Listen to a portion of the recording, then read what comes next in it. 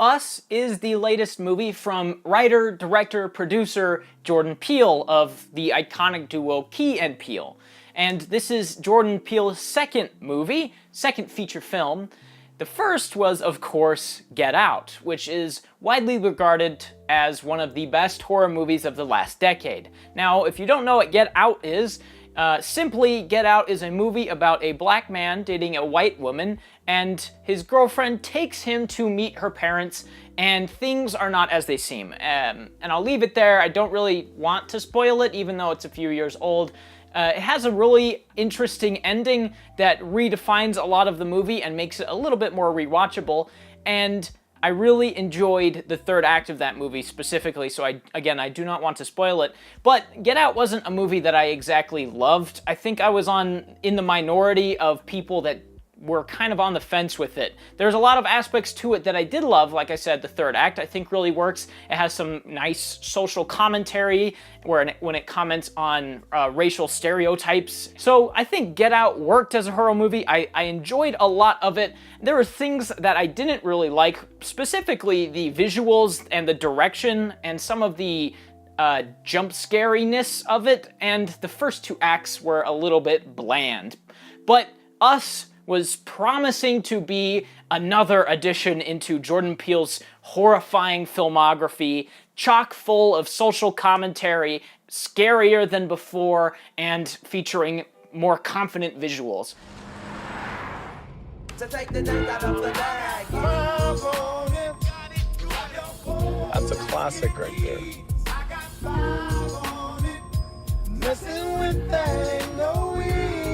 What does I Got Five on it mean? It's about drugs. It's not about drugs, it's a dope song. Don't do drugs. Get in rhythm. There you go. There you go. And that made me want to watch the movie based on the premise alone. I mean, why wouldn't I want to see it? I'm a big horror fan, and this is an interesting premise. Of course I wanted to see it. And then I went and saw it, and I liked a lot of it up until a point. There is a lot of it that I think really works, and there is almost an equal amount that I think really doesn't. And to start off, we'll talk about the things that I think work. And again, a lot of this movie really does work. I think the first two acts are the polar opposite of Get Out, where I thought a lot of Get Out was kind of bland in the first few acts and it takes a long time to really get the ball rolling, but this movie does get into it fairly quickly. There's a long opening scene featuring Lupita's younger self going into a Santa Cruz House of Mirrors and meeting her exact opposite, and then it flashes forward to the present day. That was in 1986, and we see Lupita with her new family, and they are going on a vacation to Santa Cruz, and then the opposites of them attack them, and that is the ultimate story of this movie. And then essentially what the rest of the movie is them trying to stay alive and kill their clones. And the performances from the whole cast I really liked. Lupita Nyong'o is great, and of course, the whole cast is basically playing themselves twice.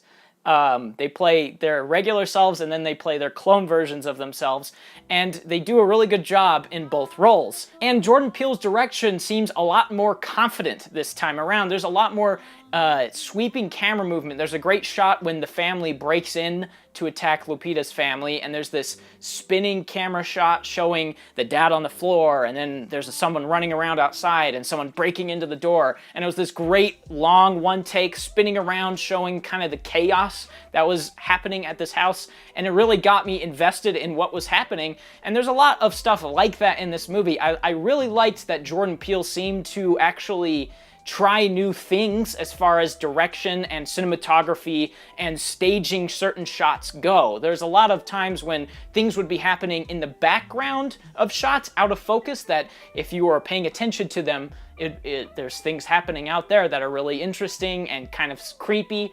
So I enjoyed that Jordan Peele seemed to go out of his way to try and be more confident behind the camera and more engaged behind the camera, maybe is a good word for that. But I think the crowning jewel of this movie is the score. The score is by a man named Michael Abels, who has only done two scores ever. This movie and Get Out. And this movie's score I thought was absolutely brilliant. There are so many sequences that would have completely fallen flat without this score.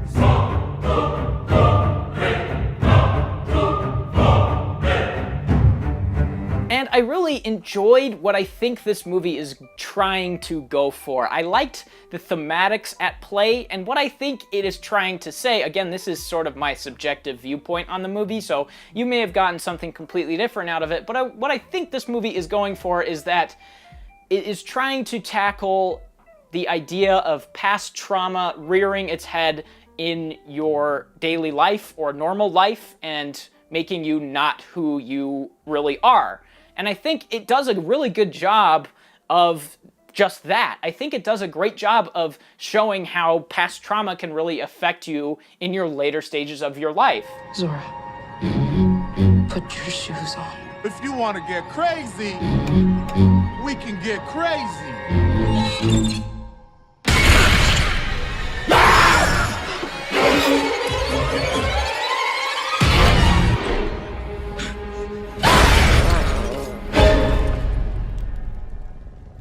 You people.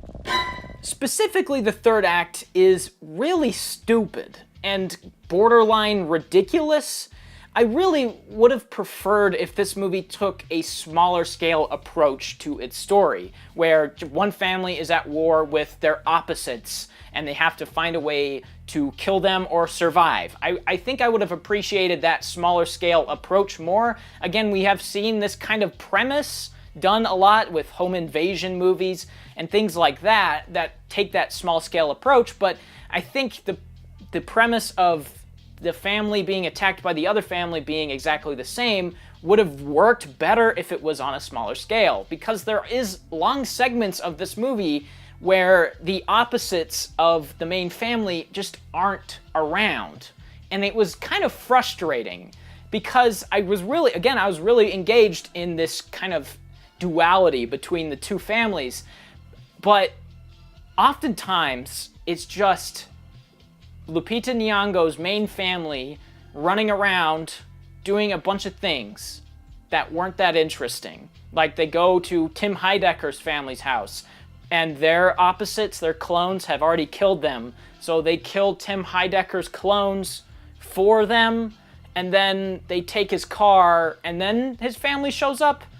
The opposite family shows up to attack them, so it's this like 25-minute sequence where the main family of the movie is attacking a different family that doesn't really relate to them at all, and it's completely unnecessary, and then it just goes right back to the clone family attacking them again.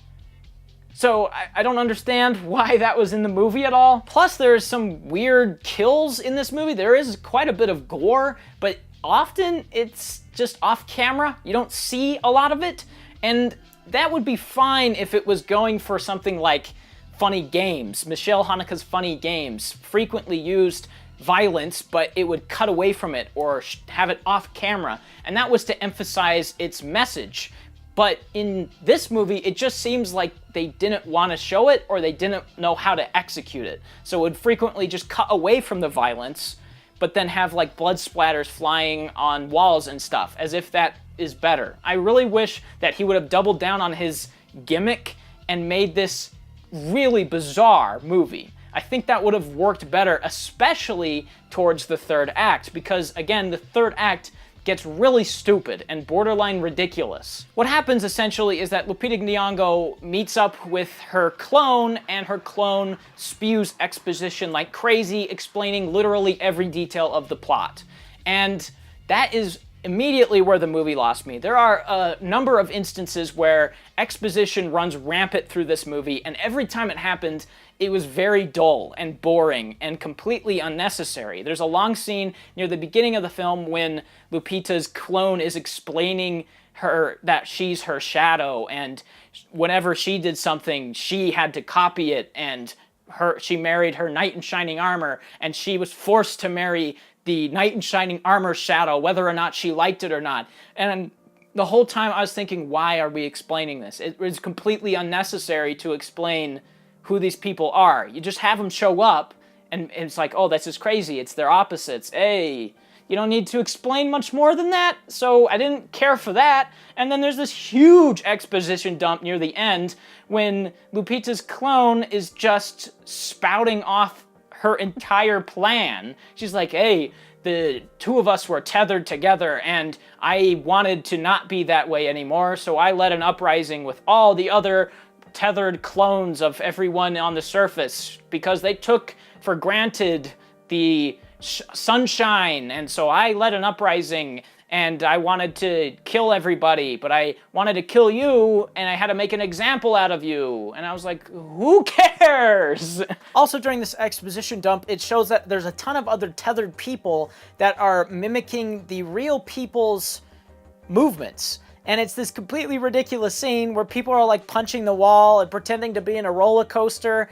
And again, it was something that I don't think needed to be explained. We didn't need to see that these people were doing all of the stuff that the real people were doing, because it never really comes up. There's only one instance where that's used against the clones, when the young child of Lupita sticks his hands out and backs up, which makes his clone back up into a fire, which kills him. That's the only time that that's ever used or established, so it's completely unnecessary to the actual story. They know where we are. We need to move and keep moving. They won't stop until they kill us. Or we kill them. And then it has this completely unnecessary plot twist at the end where you find out that Lupita's clone isn't who she seems to be. In fact, when Lupita Nyong'o's younger self ventured into the room of mirrors, she was actually choked by her younger self, and she switched places with her. So her real self was actually the clone that was making the uprising, and her clone self is the main character of the movie.